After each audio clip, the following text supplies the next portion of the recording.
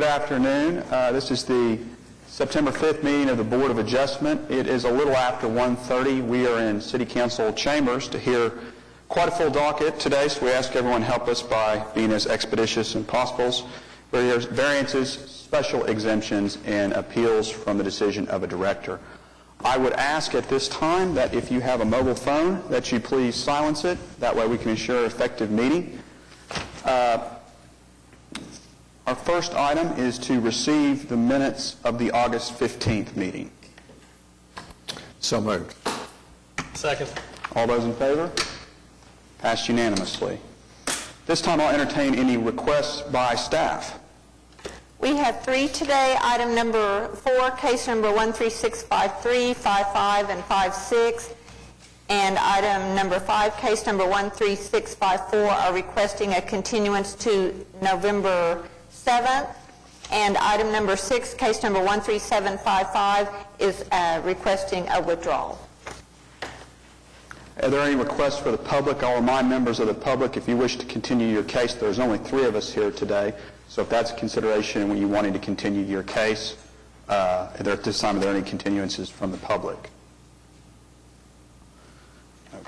Okay, with that, we'll move on to our consent docket. We need a motion to continue that, I'm sorry. So moved. Second. All those in favor? Passed unanimously. Items on our consent docket, we have one item. Entertain a motion for approval. So moved. Second. All those in favor? Passed unanimously. Item number 2, case number 13771, application for special exception of Carl Garner to allow the continued use of a mobile home to serve as a temporary second dwelling to relieve a medical hardship located at 12320 Julie Street.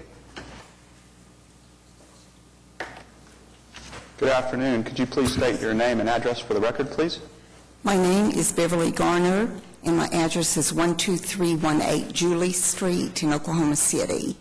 And I'm here for the applicant, Carl Garner, who is my husband's dad, but he's been my dad for 34 years. And he would have been here, but he had a heart attack the day before Father's Day, and he's had another surgery since then as well. So I'm here on his behalf. And you're asking for a 3-year exemption, and this exemption was first sought in 1992? Yes, sir. Okay. Any questions by the board? I'd make a motion to approve. Second. All those in favor? It's approved. Thank you, ma'am. Thank you, sir.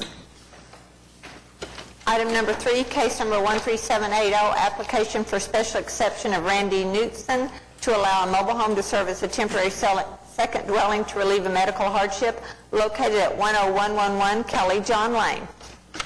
Good afternoon. Could you please state your name and address for the record? Cecilia Knutson. It's 10111 Kelly John Lane, Newalla. Okay. Could you speak to your application? Pardon me? Could you speak to your application? Well, we're requesting a medical variance for my mother-in-law for her to put a mobile home on it's actually a modular home, on our property. She lives by herself. She's 81 years old.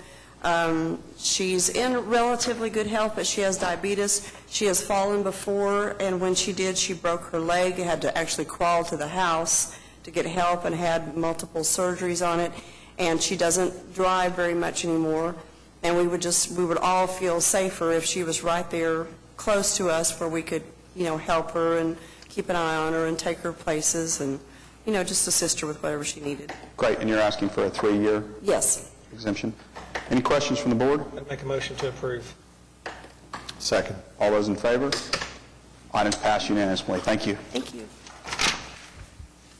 Item number 7, case number 13770, request of Integrated Production Services for a variance to the hard surface paving requirement located at 220 North Sarah Road. Good afternoon. Hi. My name's John Purcell with Integrated Production Services. Do you want my home address? Home or business is fine. Home address is 19434 Climbing Oaks in Humble, Texas, 77346. Could you speak to your application, please? What we're trying to do is remove the requirement to hard pave the 7.5 to 9 acres in the back end of our property behind the building. It's oil field service equipment. I provided some details on some competitors. One happens to be right across the street on that northwest 2nd Street. They've basically done the same thing, where once you get behind the fence around the front end of the building, which is our office building, and get behind the shop, all that's just gravel.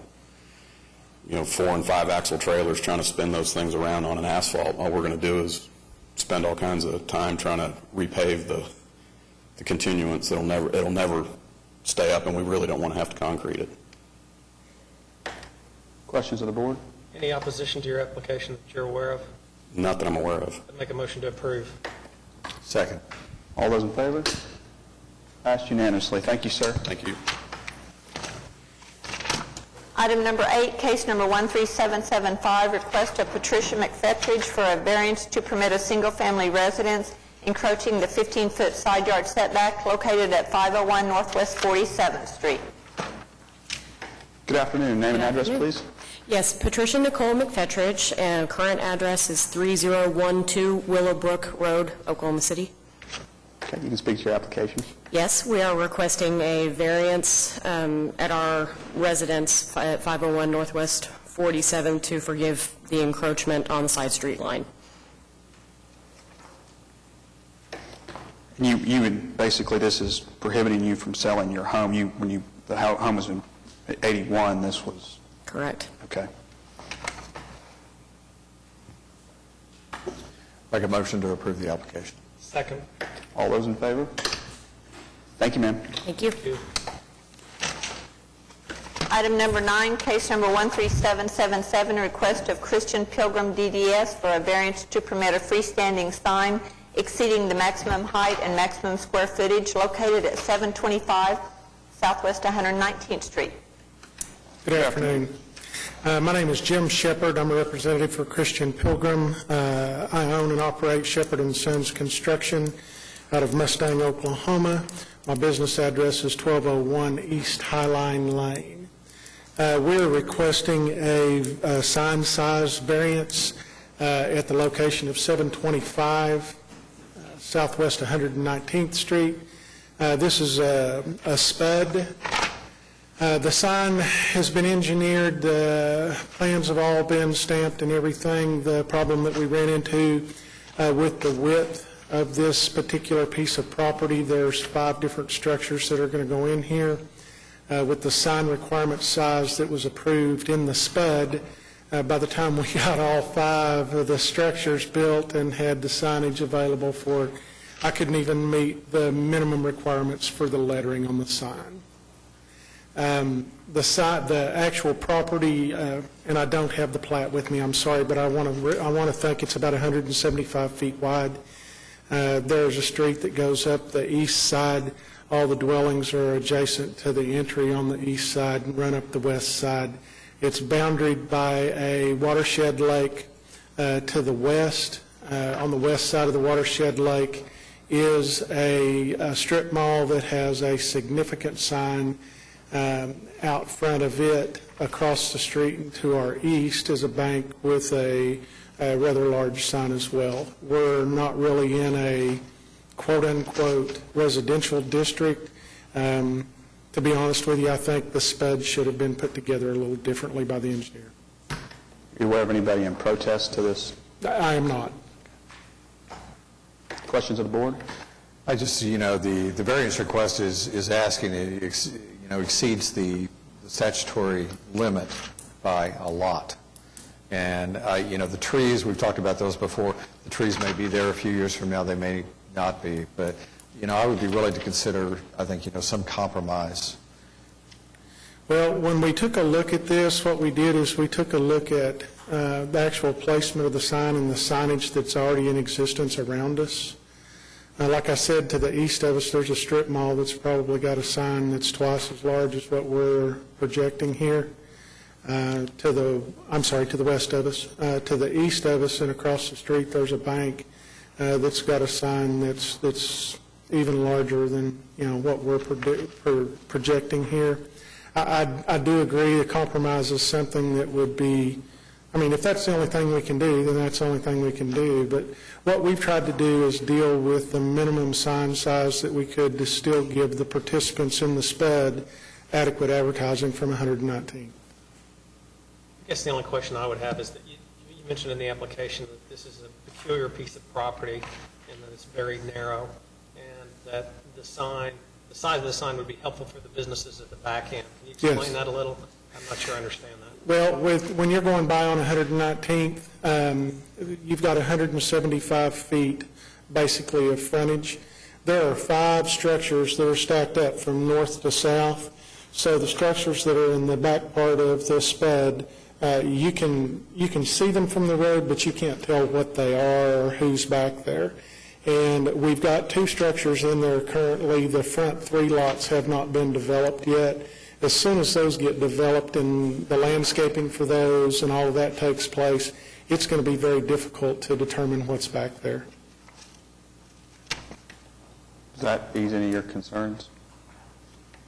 Well, I understand. It's, it's deep, and what you're trying to do is provide adequate signage for those businesses that are not within view of the traffic on 119th. At the same time, the issue is that if we begin to, we continue to offer variances to this extent to the statutory requirements, and we use our neighbors and what our neighbors have done in the past as a justification for that request, then is, where do we draw the line, and where do we begin to rein in?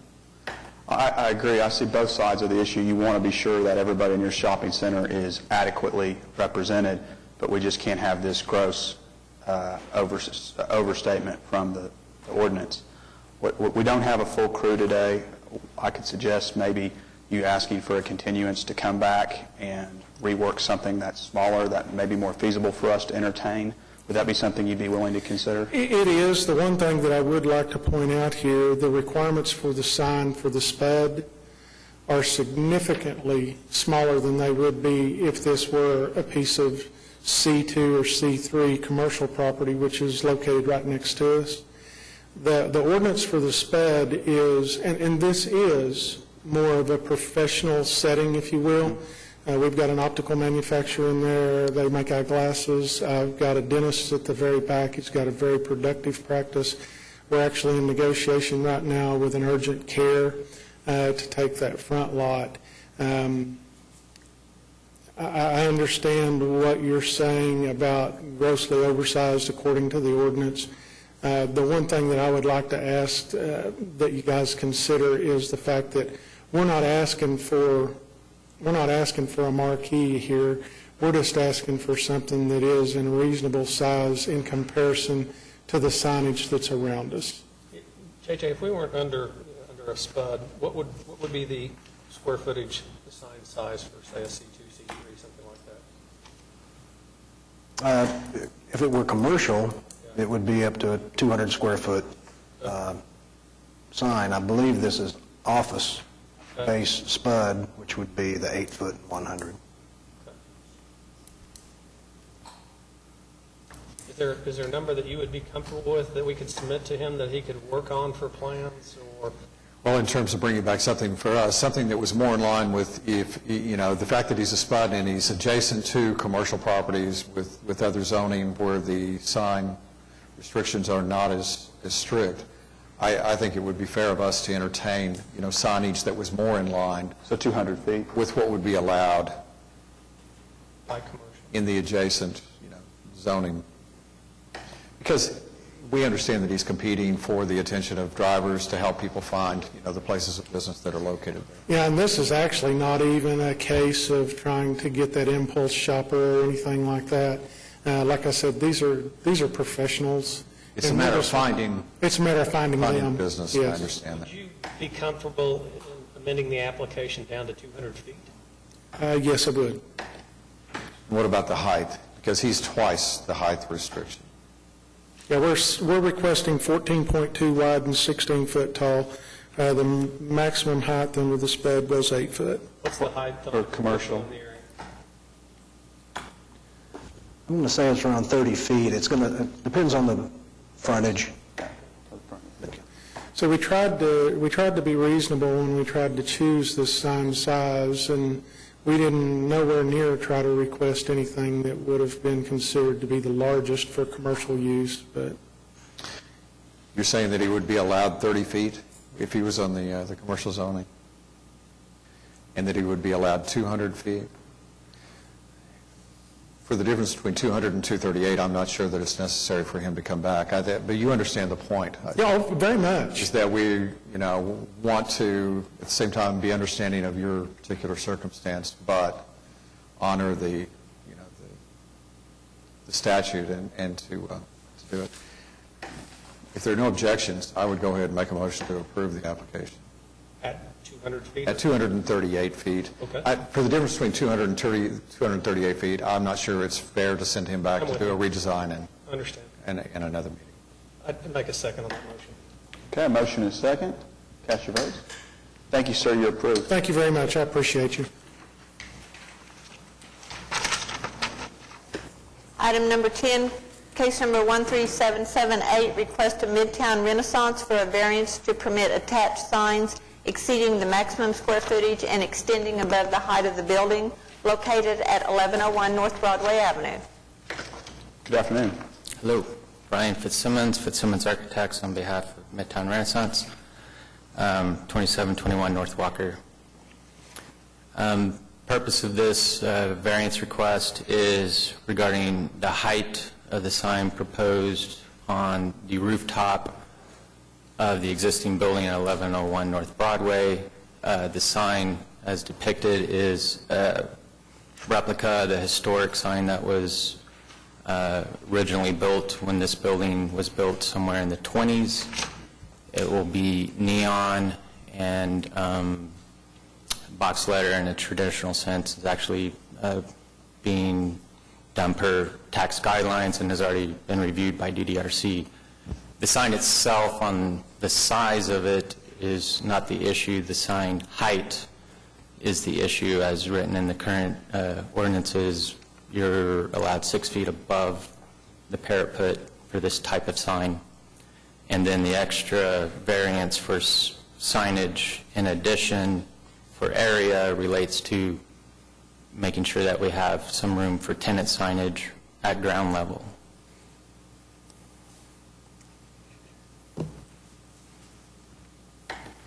Questions? I know in the past that replica signs for this street, Broadway, we've made exceptions and variances to try to accommodate that theme that they're trying to accomplish up and down the old automobile alley. Is that what it's called?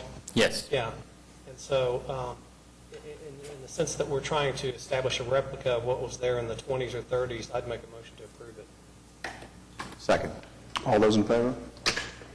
Thank you, sir. You're approved. Thank you.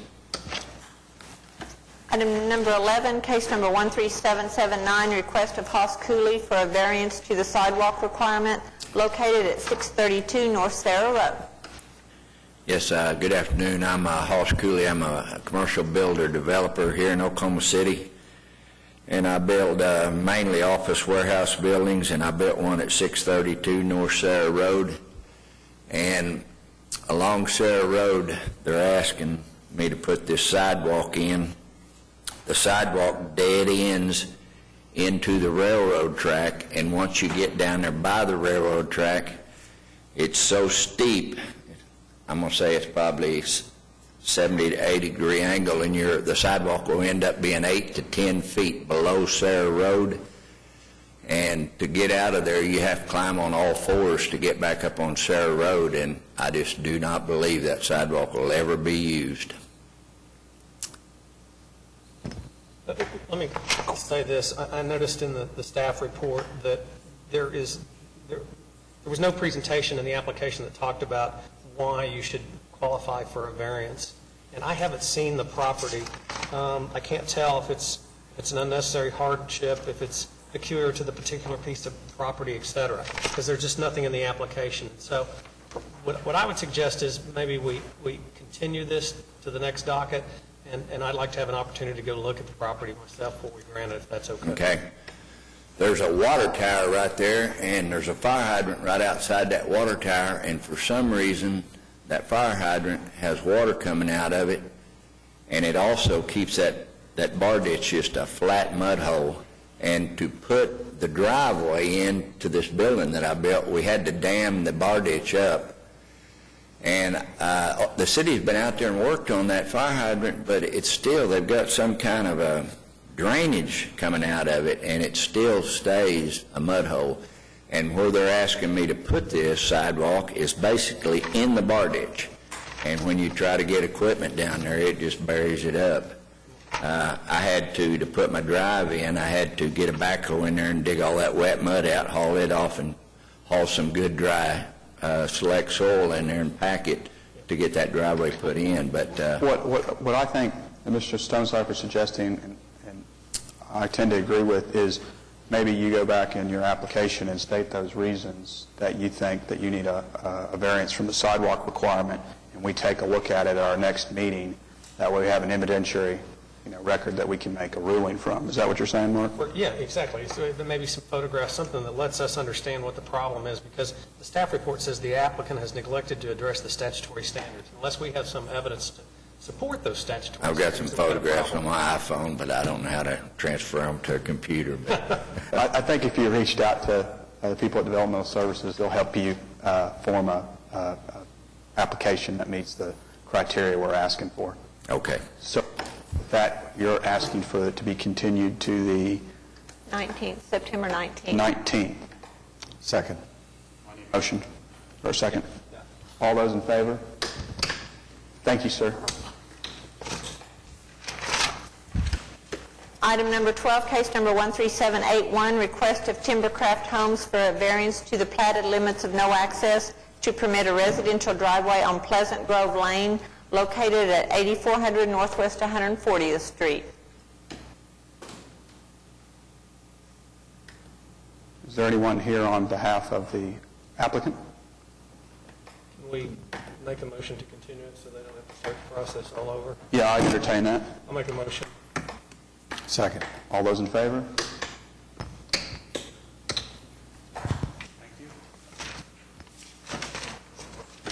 Item number 13, case number 13783, request of ERS Telecom Properties for a variance to the hard surface paving requirement located at 5700 Northeast Grand Boulevard. Steve Woody, 1010 Potter Avenue, Rockwall, Texas. I'm here today to ask for a variance of the hard surface requirements. After we received our permits to build the communication tower, we started circulating our plans out to some of the road builders locally, and the first thing they told us was that during an ice storm, if we make that whole 434-foot road hard surface because of the steep incline from the road back to the tower, during an ice storm, it would be impassable because of the incline. I started talking to the carriers who are going to be on the tower, Verizon and T-Mobile, and they both reiterated they have had problems in the area with ice storms.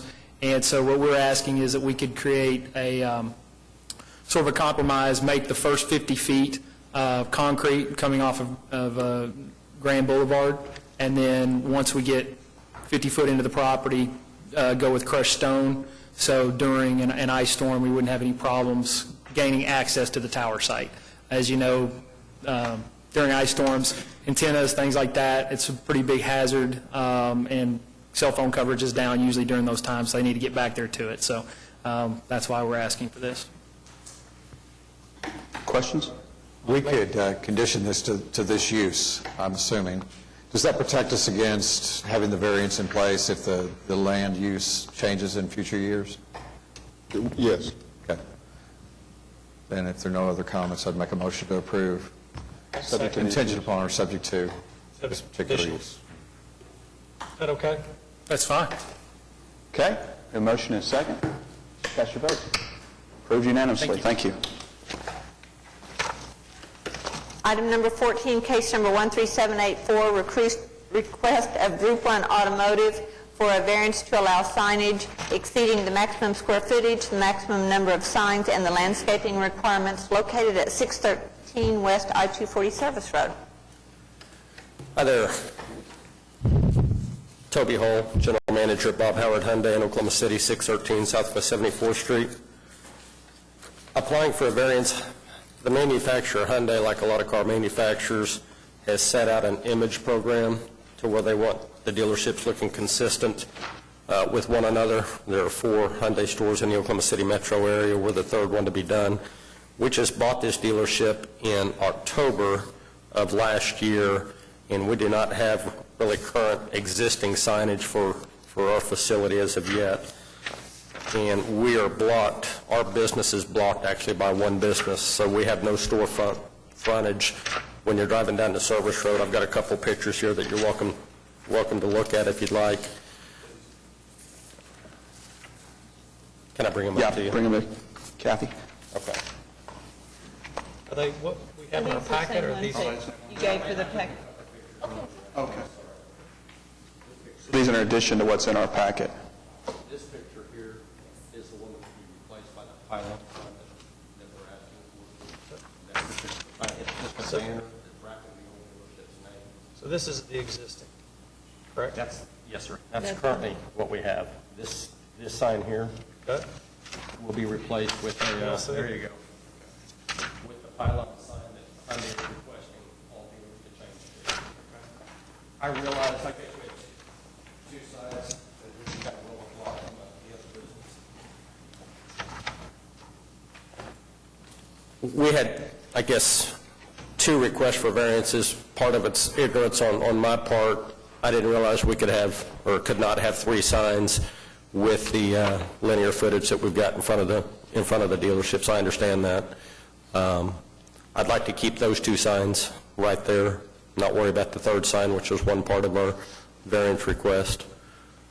You would like to withdraw the request for the 3rd sign, is that what you're Yeah, saying? that's Okay. fine. No, I want to be fair with you guys also, but by the same token, we've got to be competitive in our marketplace. In order to do that, proper signage is needed to meet the manufacturer requirements and also give us visibility to be competitive in our market.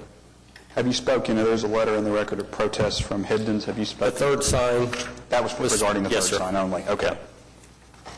so the one sign that you can see that's got the digital readout there, that's 40 feet. That's why we're requesting a 39 by 11. That's kind of Hyundai's, here again, their image, and they really want all the dealers to have the certified sign, but I understand we can't do that, so. But we want you to remain competitive with the other dealerships in the area, and we understand that. The one thing that I'm questioning is why a variance on the landscaping requirement? With the landscaping requirements, I guess we're considering the square footage of the sign, the actual top portion of the sign, not the base of the sign. And we're more than happy and willing to comply with the landscaping requirements for the sign itself, where it says Hyundai and Bob Howard Hyundai. I believe it's got to be 50% of the sign, size of the sign surrounding the base of the sign. That's my understanding. We use Turf Team, who is very reputable here. I've used them in other dealerships that I've worked with also, and we've always been up to code with that.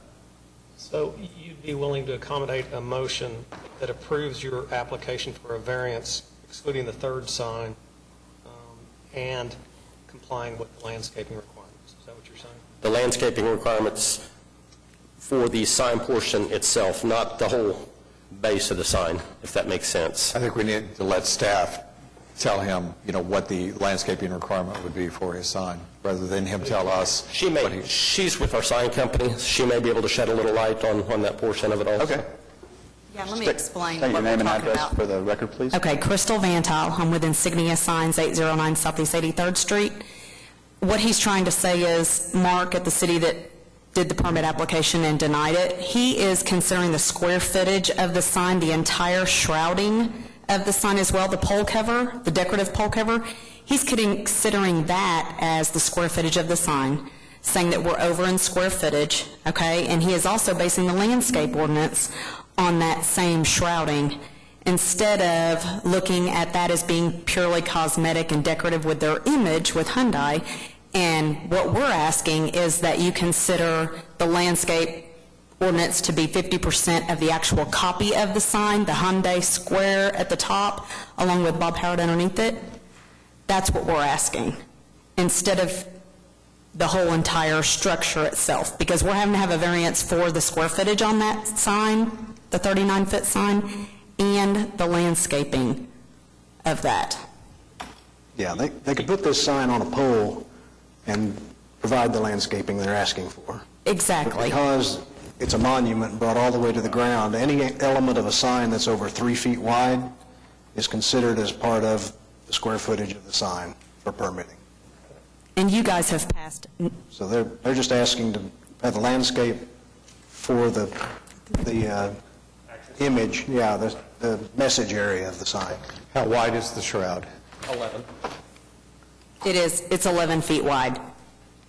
But it's basically cosmetic, as you can see. I think that one right there, that sign that you have pulled up right there, that is the one that they are wanting to not do. It's the next one, this one right here. You got it. So we're just asking for a variance that the square footage of the sign is fine, counting here and Bob Howard, not the whole entire structure itself. Because if it was just a monument pole, they would not have to landscape for that. It's because of the width, correct? No.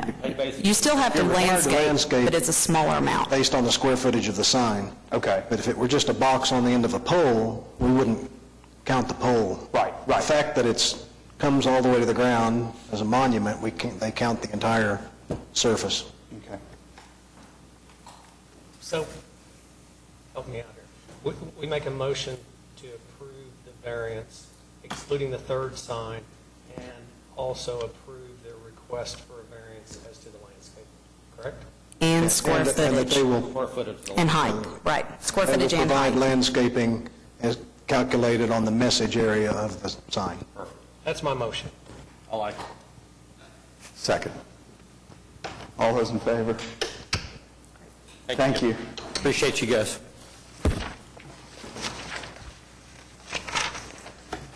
Item number 15, case number 13786, request of Oklahoma Gas and Electric Company for a variance to the maximum height limit of components located within an electric substation located at 221 Southwest 134th Street. Good afternoon, David Box, 522 Colcord Drive. Here on behalf of the applicant. Also with me is Ms. Killian and Mr. Kahn. We actually have 5 cases that are identical. Could we do this, David? Could you speak, I know it's different locations, same facts and circumstances. Can you speak to the facts and circumstances of the whole body of cases? Then we'll determine on a case-by-case basis if there's anybody in opposition and then vote on them, so we don't have to restate everything just to expedite this. Is that okay with you? Absolutely.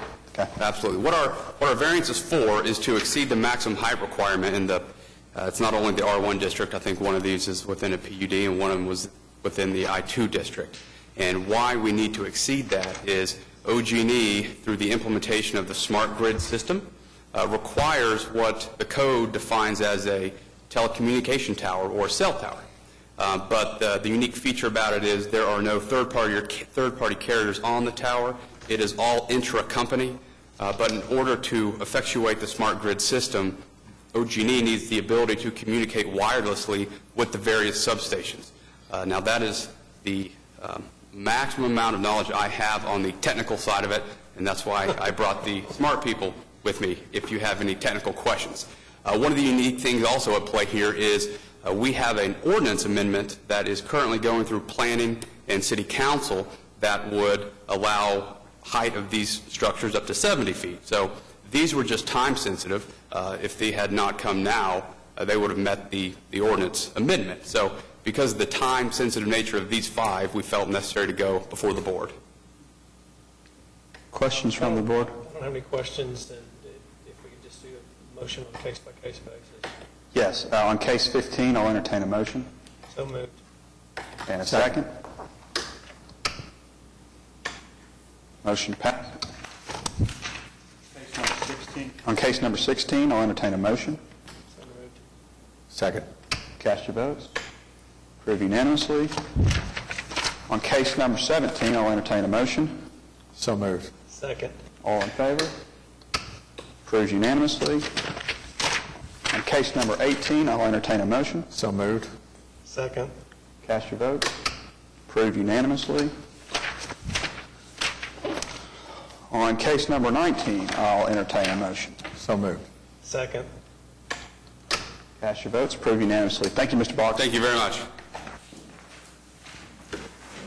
Item number 20, case number 13727, appeal of Rudy Heimer of the decision of the Historic Preservation Commission regarding the denial of a certificate of appropriateness for the installation of vinyl siding, vinyl windows, and steel French doors located at 2504 North Hudson Avenue.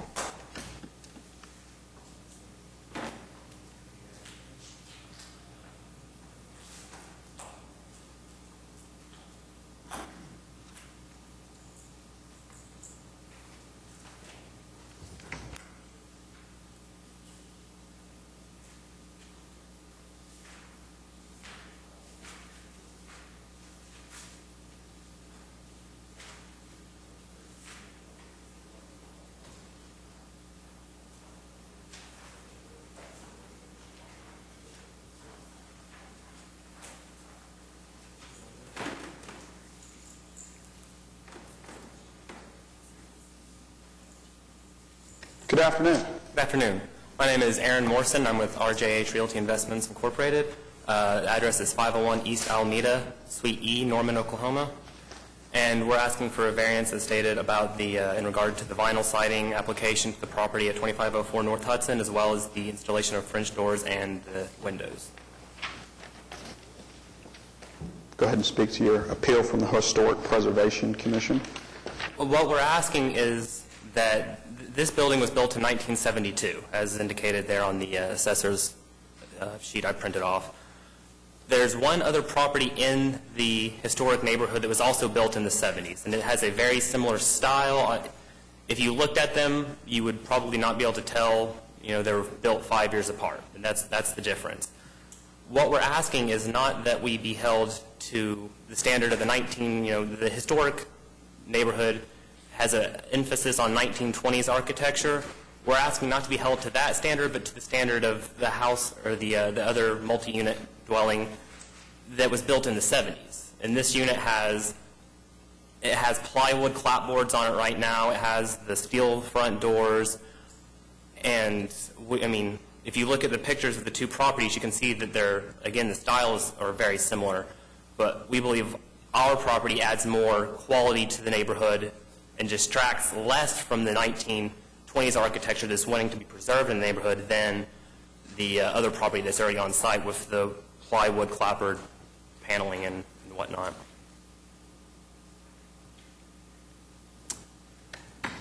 Questions? I've got some observations.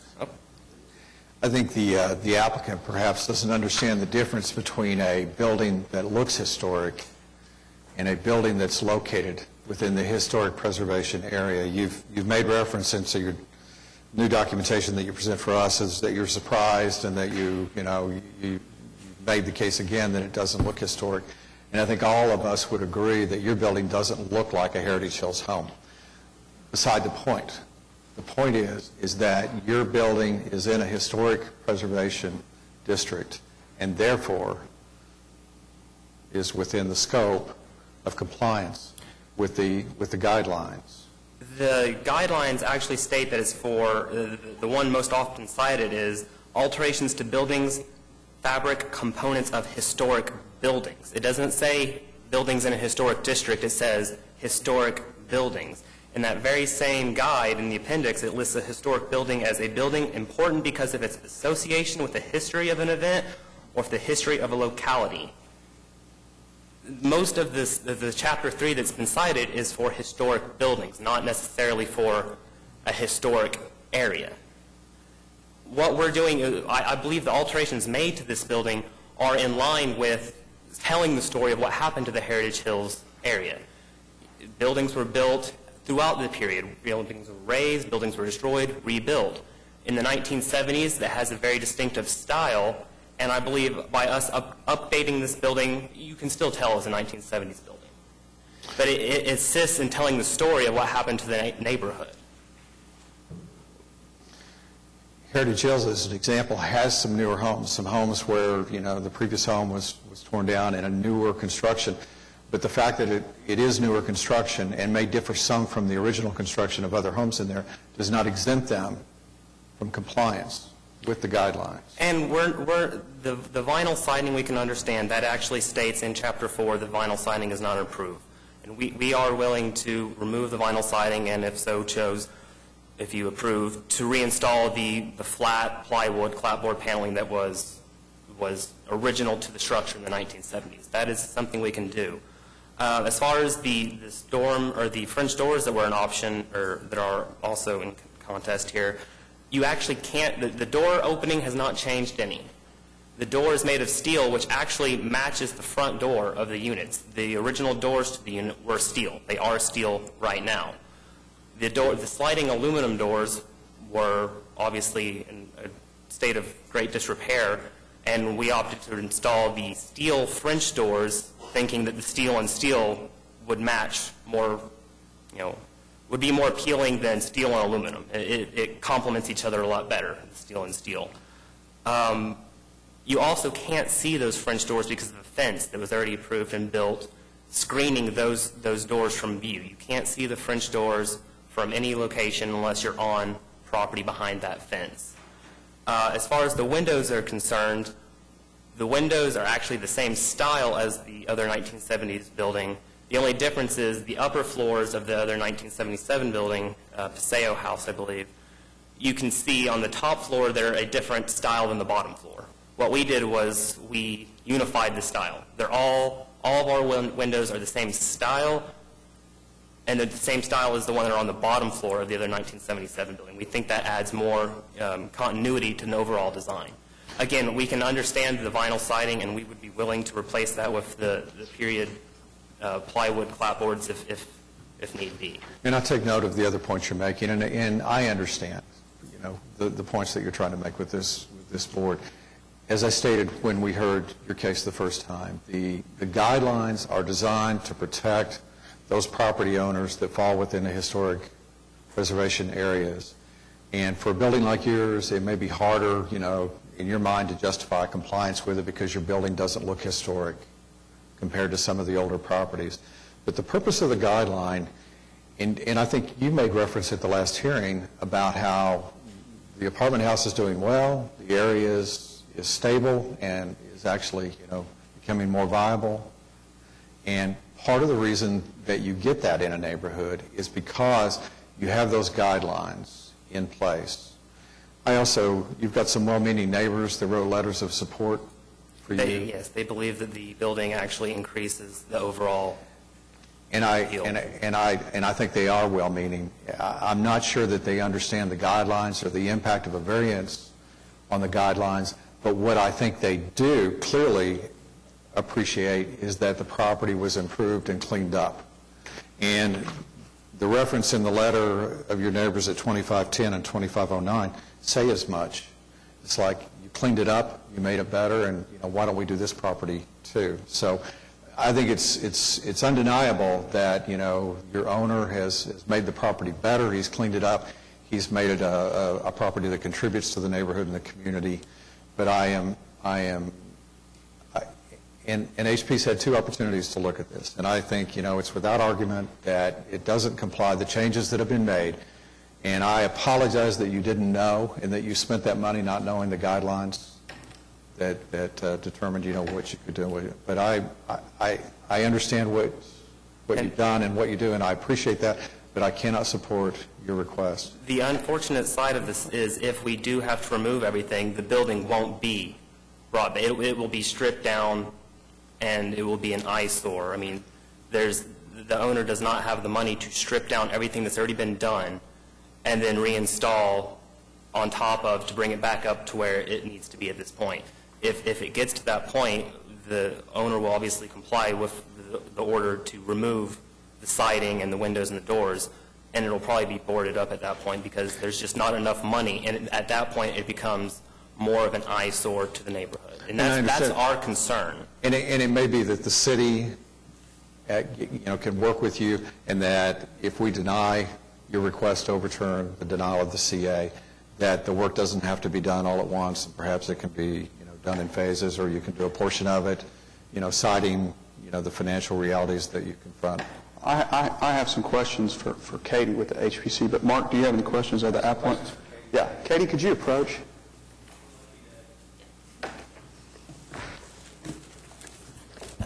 I'm Katie Friddle, staff to the Historic Preservation Commission. I'm confused, and I want to be sure, the certificate of appropriateness is under 42050.D, and that's where we denied these improvements. But on page 2 of 61 of the staff report, staff makes the following comment. Thus, this property is unique in that it was not considered during the period of significance or during a period in which special zoning regulation applied to the property. Furthermore, the method and materials of construction were of the period in which it was constructed and therefore do not meet the current criteria and are not consistent with structures constructed during the period. So we're admitting that it's not a historic property. Is the standard then, in my question, not a certificate of appropriateness standard for a historical property? Because we're silent, when it's silent as to a historical property, we look at the unique circumstances. Is this unique in the fact that it's not a historical property? And if not, why did staff use that in their report? So I think it certainly is an unusual, if not unique, structure. We have lots of properties in all of our historic districts that are built later than the majority of the properties that we look at and think of as the historic properties. However, we don't have anything in the code or in the guidelines that sets an age cutoff for review of properties. We review new construction, and if 5 years after they built that building they want to change something, we review that as well.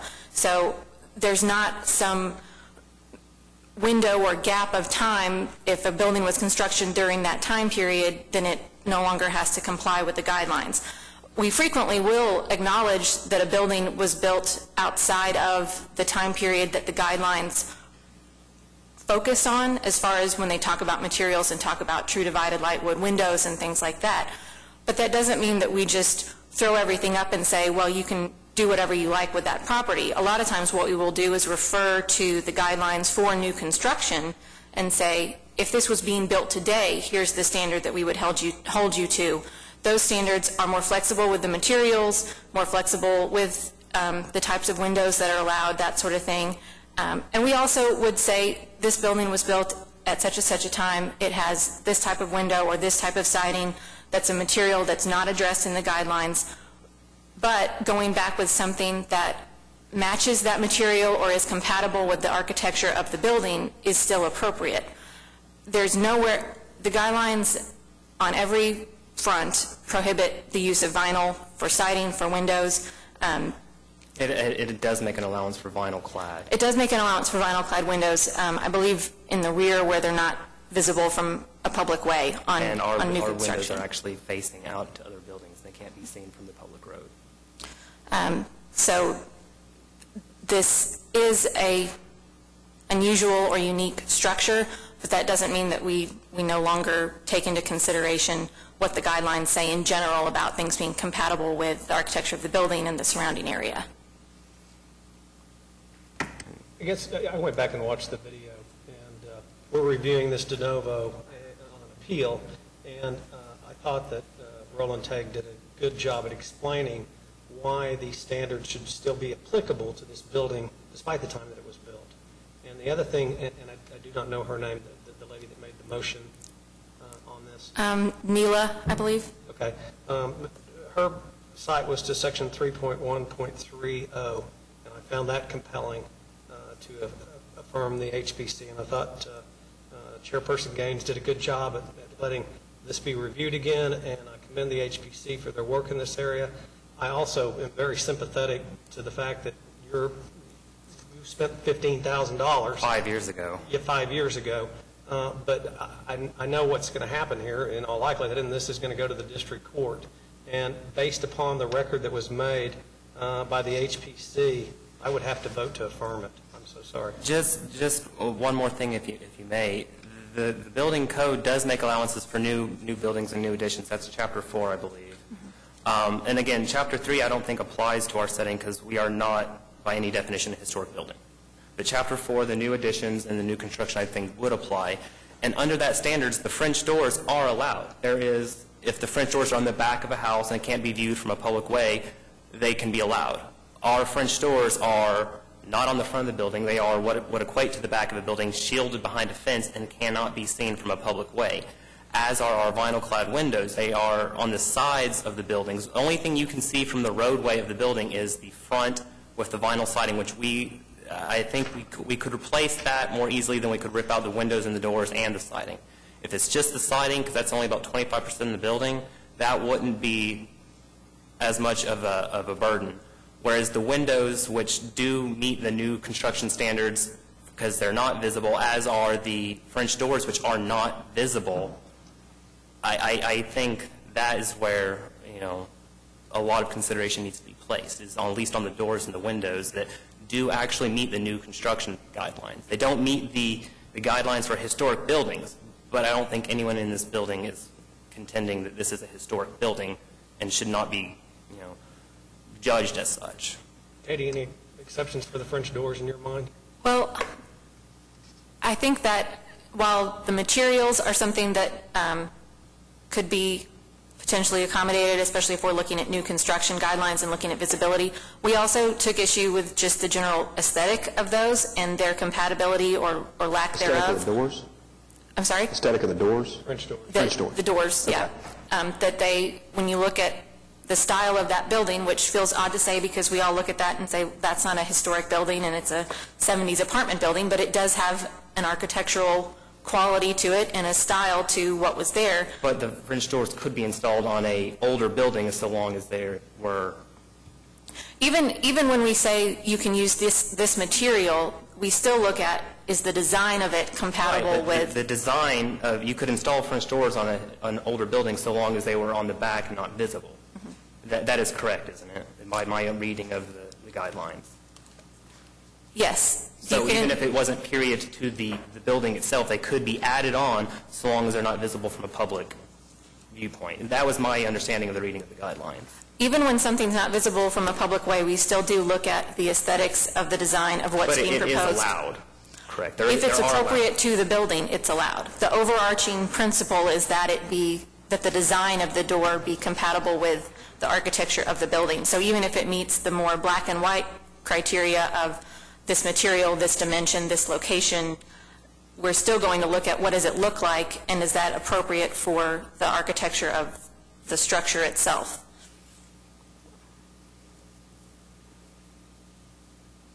So for purposes of the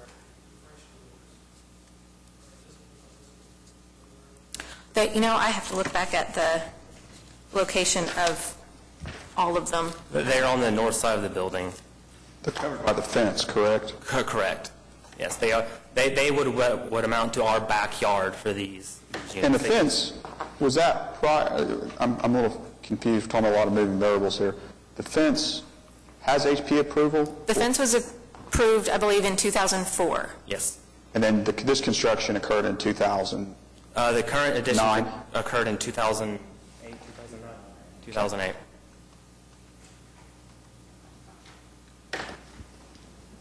From a pure business perspective, I am very sympathetic and empathetic that this has happened 6 years ago, and you've got to come back and almost 6 years ago, and you've got to remedy the situation. But HP has its place in our city, and when you avail yourself to that forum, you need to be very cognizant of those rules. It's just like buying a building subject to a zoning requirement or anything else. It's just another condition of doing business. So I am very sympathetic to that. I don't necessarily know if HP evaluated it under the right statute, but I think you get back to the same result either way. I believe if you go by the Chapter 4 and the guidelines, the siding is a violation, period. And we will see that, and again, the siding, it is what it is. It's vinyl siding, and it is completely against Chapter 4 of new additions or additions, new building or additions to existing buildings. The French doors, however, meet Chapter 4, as do the windows. And that's kind of what the heart of the matter right now is we are ceding that the siding is inappropriate and should be replaced. And we will, if need be, we will replace it with the period plywood clapboards that were in place in the building before it was constructed. It will detract from the appearance of the neighborhood. There's no question if we reinstall the plywood. So you're willing to accept? We are willing to accept removing the plywood, or removing the vinyl siding, so long as we can keep the French doors which were installed, which match the door material for the front doors of the unit, which were original, which are also hidden from view, which is one of the guidelines in Chapter 4, as well as the windows, which meet the guidelines for Chapter 4 and are hidden from view. Removal of the vinyl siding is something we are willing to undertake. Do you agree with that, Katie? I'm not... That the French doors and that the windows meet the requirements, but the vinyl siding doesn't? So the policy for all of Chapter 4.6, which is exterior materials at new construction, says materials used in the construction of new buildings, additions, garages, or other accessory buildings should be compatible in appearance and design with common building materials in the district or typical of structures of the proposed style, type, age, and location. So I think with that overarching policy, what we have felt was that even though vinyl-clad windows may be allowed at new construction, even though steel doors may be allowed at new construction, in this case, for this building, the ones that were installed did not meet But the that original policy. doors are steel. And they didn't meet that policy because of Section 3 or Section 4? I'm sorry, Section 3 of... Of the HP guidelines. That's part of Section 4, that when we're looking at new construction. And when that is taken into account as far as the materials used, I don't think you can say that steel is not a material used in a building of the 1970s when the original doors are steel. It boggles my mind that steel would not be an appropriate thing to use for a door when the door was steel. That's not what she's saying. No, I think we would absolutely allow you to go back with a steel door that looked more similar to the doors that were there previously. The door that was installed... It's not just the material. It's the French doors that would be... It's the appearance, and I think, I agree with my colleagues that HP, this is where their expertise and what they do, and they've heard this twice, and they've made the determination that even though the material may be like, but for design reasons and other reasons, even the French doors... Which do meet guidelines for Chapter 4. I mean, it's a matter of interpretation, and I think we're telling you that HP has looked at it twice and said no. Okay. And that steel is steel, and nobody's arguing with you about that. She did. But it's not the only material. criteria. It's not the only criteria. Correct, and it's the style.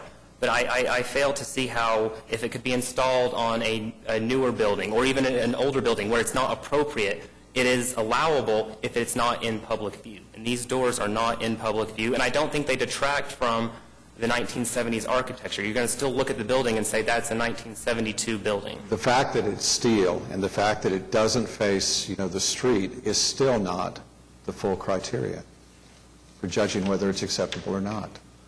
It's whether it meets the period standards. And we're talking about 1970s here, not 1920s. This building is a 1970s building, not a 1920s building. As Katie said, the design elements, the materials, and I think the location on the building, and whether it's on the front or the back of the building, those are all things that are considered. But HP, again, has looked at this twice. Okay. Well, just since we are on appeal, two things. I know that we're allowed to look at this de novo, but I don't think, entitled to look at new evidence. So, so if this is new evidence, you can submit it, but we need to make a record that this is new evidence and wasn't presented to HPC, correct? Right. All right. So for purpose of the record, we have 4 documents that were submitted to the Board of Adjustments that was not submitted to HPC. Correct. Does he have anything else he'd like to offer? Again, like I said, we are willing to admit that the vinyl siding needs replaced, but we feel that the French doors aren't out of style or out of period with the 1970s building, and neither are the vinyl-clad windows, which match the appearance of the other building in the neighborhood, the only other building in the neighborhood that this would actually... Any kind of variance you would offer would only affect 2 properties in the entire neighborhood, 2 1970s properties that were built. That's it. Everything else, and we understand the HP, and it's there for a reason. And it's there to keep the historic properties that actually make up the heart of the neighborhood from being altered in a way that diminishes from the character of it. I would argue that point and say that the guidelines are designed to protect everybody, regardless of whether the building looks historic to us or to you. Everything within that area is governed by those guidelines, and everybody that's in that area benefits from the protection that those guidelines give you. And I know, I understand your position, you don't want to spend the money, and I understand all that. But the guidelines are your shield that protects you as a property owner in that area against other future homeowners who wish to, make changes to their exterior. And I hope that you will be a defender of the guidelines. And if you see other violations in the neighborhood, as a citizen, bring them to the attention. I believe some of them were brought out. There are several houses in the neighborhood that also have vinyl siding. As a citizen, you have every right to notify the city that you think there may be, something that's not in compliance, and it can be looked into. But the areas, the historic neighborhoods, Mesta, Heritage, all of them, your area, everybody that's seen those areas stabilize and begin to get better and more viable is, I think, the historic guidelines contribute to that, to the well-being and I'd like to think that up to this point, our renovation of the building had contributed to the improving of the heritage. And I think they have. I think it's clear that they have. Yeah, there's no question about that. Unfortunately, those advances are going to be retrograded at this point. There's no question about that. And I think, and this commission said it before, it's a very unfortunate thing that we have to do, but a lot of times when people get in these situations, they don't understand the process, they don't understand the rules, then they go and they act unilaterally, and then we have to come back and rule. And I think it's very unfortunate this has occurred, but we have a framework that the HP's outlined that we have to operate in. So if you have anything else, I'll call it to question. The only other thing I'd say is just mark these 4 documents as Exhibit 1 or A, whatever you want, for purpose of the record. Exhibit 1? Yeah. I would like to just comment that I think this does affect far more than just this building and the neighboring building that's like it. I think this discussion and this issue is something that would have a lasting effect on all of our historic properties, because to overturn this decision sends the message that you can just go ahead and do work, and the fact that you've already spent the money and the fact that it doesn't look so bad means you can go ahead and do it even though the commission wouldn't have approved it in the first place. Our commission's required to review work as if it had never occurred, which can be a challenging standard, and we empathize with property owners as well that are in this situation, but we cannot look at this and take into account what's already been done, the money that's been spent. We have to look at what would we have approved if they had come to us before doing the work, and this is one that we would not have approved had it been applied for initially. And I think that's something that applies to every property in every historic district, not just our more recent construction properties. And I think that everybody on this commission, being business-minded, is very sympathetic to what we've just done, but we have to adhere to the rules that are laid before us. So that's my last comment. I would make a motion to affirm the denial of the CA, the applicant's CA. I would second that. Please cast your votes. Sorry, sir. Is there any further business, Kathy, before us? That is all for today. With that, I would entertain a motion to approve. Motion to adjourn. Thank you, to adjourn. We're adjourned. Guys, do it.